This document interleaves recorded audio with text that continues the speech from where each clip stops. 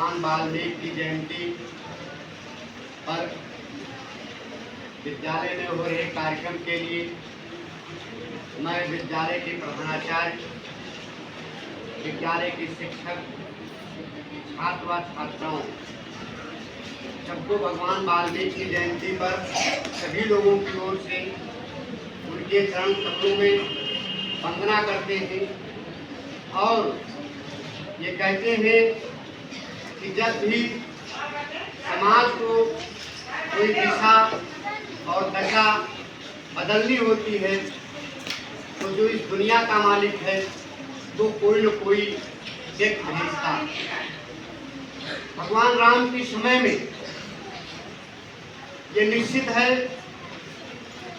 कि कोई कार्यक्रम होता है कभी कुछ, तो उस समय उस चीज को समेटने के लिए, उस चीज को बटोरने के लिए, उसको आगे ले जाने के लिए कोई न कोई माध्यम होना चाहिए। जैसे आज के समय में कोई कार्यक्रम होता है तो तमाम प्रकार के वीडियो बनाए जाते हैं, तमाम प्रकार के फेसबुक है, व्हाट्सएप है, इनके माध्यम से उनको संजोया जाता है।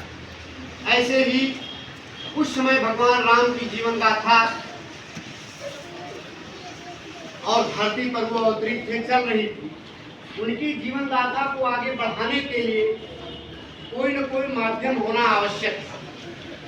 इसलिए भगवान राम की प्रेरणा से ही भगवान वाल्मीकि का जन्म हुआ और वो अनेक तमाम कामों में लगे हुए थे, लेकिन धीरे धीरे ईश्वर की कृपा से, ऊपर वाले की कृपा से वाल्मीकि जी ने भगवान राम के जीवन दर्शन, जीवन चरित्र के बारे में संस्कृत में वर्णन किया, संस्कृत में उनके जीवन गाथा को लिखा।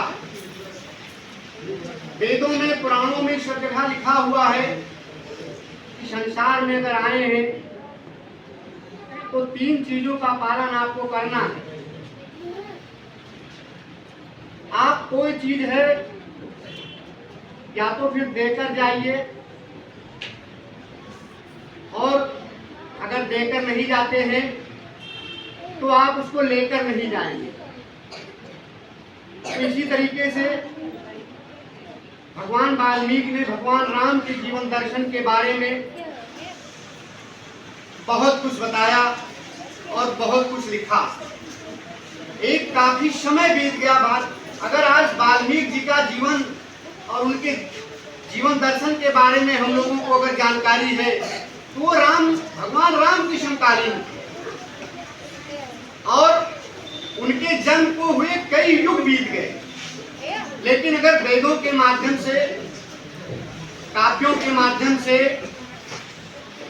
संतों के माध्यम से अगर आज हमें उनके जीवन दर्शन के बारे में, हमें उनके जानने के बारे में अगर कुछ मिल रहा है तो ये वेदों की देन है, विद्वानों की देन है। जब उन्होंने संस्कृत में भगवान राम के जीवन दर्शन के बारे में वर्णन किया तो उस समय बहुत से ज्यादा लोग संस्कृत के जानकार नहीं थे और धीरे धीरे वो क्रम टूटता गया, संस्कृत धीरे धीरे कम होती गई और ये हुआ कि राम का जीवन दर्शन धीरे धीरे विलुप्त होता गया। लेकिन कुछ परंपराएं होती हैं जो किताबों में न चल करके भी अगर परंपराएं चलती रहती है तो वो एक यादगार बना रहता है।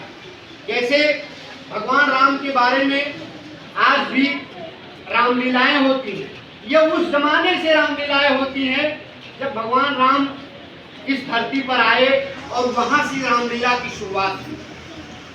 होते करते जब ज्यादा समय बीत गया, धर्म के बारे में, महिलाओं का अनाचार, व्यक्तियों में आपस में दुराव, व्यभिचार और धर्म का पूरी तरीके से विलोप होने लगा। तब 15वीं शताब्दी के आसपास गोस्वामी तुलसीदास जी का जन्म हुआ। वो भी ईश्वर की कृपा से उन्होंने उसी वाल्मीकि रामायण को जो उन्होंने संस्कृत में लिखा था उसको उन्होंने हिंदी में, और हिंदी में जन जन तक रामायण को पहुंचाया। रामायण एक ऐसी चीज है, हमारे पूर्व प्रधानमंत्री अटल बिहारी वाजपेयी जी इंडोनेशिया गए हुए, तो वहाँ की आबादी टोटल मोहम्मदन की आबादी है। तो उन्होंने ये पूछा कि भाई तुम्हारे पूर्वज कौन है और आप लोग मुस्लिम हैं और यहाँ पे रामलीला कैसे होती।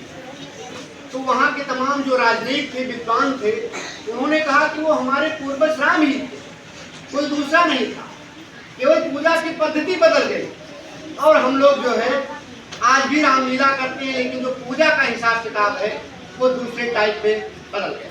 तो इस तरीके से पूरी दुनिया में देखा जाए तो भगवान राम के जीवन दर्शन और उनके आदर्शों को अनुसरण किया गया और वो एक मानवता के लिए मर्यादा पुरुषोत्तम श्री राम, जिनकी अगर आज के समय में देखा जाता, लोगों को हमने देखा कि अगर एक पत्नी मर जाती तो दूसरा विवाह कर लेते, तीसरा विवाह कर लेते, उस पत्नी का कोई मतलब ही नहीं।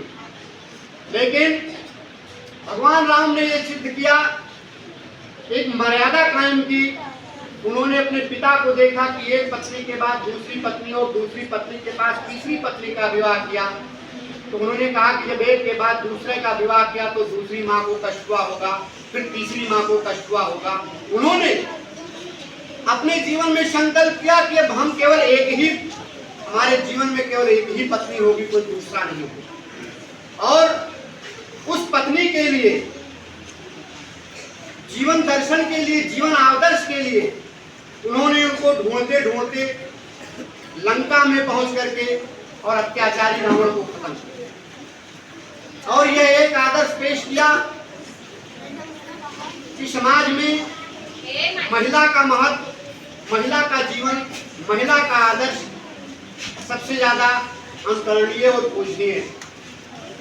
अब बात आती है कि आज हमको इस प्रांगण में भगवान वाल्मीकि के जीवन दर्शन के बारे में बताया गया, तो मैं अपने छात्रों से, अपने गुरुजनों से और अपने फेसबुक और व्हाट्सएप के माध्यम से मैं कहना चाहूँगा, भारत सरकार और राज्य सरकार के अधिकारियों को कहना चाहूँगा कि विद्यालयों में महापुरुषों के जीवन दर्शन पर छुट्टी न करके उनके जीवन दर्शन के बारे में गाथा, उनकी जीवन दर्शन की गाथा बताई जाए और छात्रों को उनके जीवन दर्शन तक पहुंचाया जाए कि छात्र उनके बारे में जान सकें। आज हमारी सरकारें जो भी महापुरुष होते हैं उनके जीवन दर्शन पर या उनके जन्म दिवस पर छुट्टी करके उनका काम ही खत्म कर देते हैं। तो मैं अब ये कहना चाहूँगा अपने बच्चों से कि भगवान वाल्मीकि की जीवन दर्शन के बारे में अनुकरण करें और उनको एक चेतना प्राप्त हुई। रामायण पढ़ने के पहले वो भगवान राम की पूजा के लिए कई वर्षों तक तपस्या के लिए बैठ गए और उनके शरीर में बांबी लग गई। ऐसा किताबों में पढ़ा गया है कि जब वो बांबी लग गई और काफी समय बीत गया, इसी से उनका नाम धीरे धीरे उसी शब्द के आधार पर, बांबी के आधार पर उनका नाम वाल्मीकि रखा गया। और वाल्मीकि ऐसे संत हुए जिन्होंने देश को ही नहीं पूरी दुनिया को एक मानवता, सज्जनता और उदारवादिता के लिए पूरे समाज को एक नई दिशा दी। अब मैं भगवान वाल्मीकि के जीवन दर्शन और उनके आदर्शों के बारे में बच्चों को बताना चाहूँगा कि इसमें उनके जीवन दर्शन के बारे में पढ़ें और समझें। मैं इन्हीं बातों के साथ भगवान वाल्मीकि के जीवन दर्शन की कथा के साथ मैं अपनी वाणी को विराम देता हूँ और मैं कहता हूँ कि हमारे कुछ कारणवश 6, 7, 8 में एक महान व्यक्तित्व की किताब चलती है, लेकिन कुछ कारणवश मिल नहीं पाई, जो बहुत ही आवश्यक है। हम अगले सत्र में उसकी व्यवस्था करते हैं कि बच्चों को कम से कम महापुरुषों के जीवन दर्शन में कुछ किताबों को लागू किया जाए, जिससे देश पावन धरती पर जो भी महापुरुष हुए उनके जीवन गाथा को जाना जाए, समझा जाए, पढ़ा जाए और अनुसरण किया जाए। इन्हीं बातों के साथ भगवान वाल्मीकि अमर रहे। आप लोग बोलेंगे अमर रहे, क्या बोलेंगे? भगवान वाल्मीकि, भगवान वाल्मीकि, भगवान वाल्मीकि। जय हिंद।